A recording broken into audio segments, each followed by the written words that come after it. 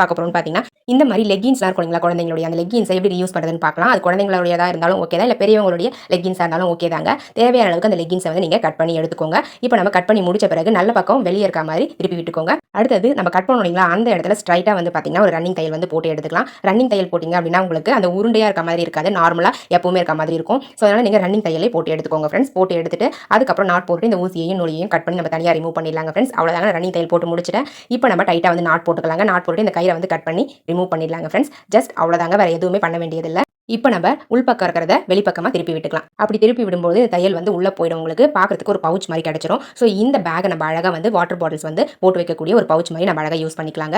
கரெக்டாக உங்களுக்கு ஃபிக்ஸ்டாக இருக்கும். நீங்கள் வந்து லெக்கின்ஸ் எடுக்கிறதால நம்ம எந்த வாட்டர் பாட்டில் எடுத்தாலும் அதனுடைய ஷேப்க்கு அந்த லெக்கின்ஸ் வந்து பார்த்தீங்கன்னா அதை மாற்றிக்கும். ஸோ அதனால் பார்க்கவே ரொம்ப நீட்டாக அழகாக இருக்குங்க. மேலே வந்து எக்ஸ்ட்ரா அப்படியே விட்டுட்டு நீங்கள் யூஸ் பண்ணிக்கலாம். நீங்கள் தண்ணி குடிக்க போகிறீங்க அப்படின்னா அந்த கிளாத்தை வந்து வெளிப்பக்கமாக இந்த மாதிரி மடிச்சு விட்டுட்டு இறக்கி விட்டுட்டீங்க அப்படின்னா உங்களுக்கு அப்படியே வந்து தண்ணி குடிக்கிறதுக்கு ரொம்பவே கம்ஃபர்டபுளாக இருக்கும். பாருங்கள், இந்த மாதிரி நீங்கள் மடிச்சு விட்டு கீழே இறக்கி விட்டுட்டு அழகாக ஓப்பன் பண்ணி க்ளோஸ் பண்ணிக்கலாங்க.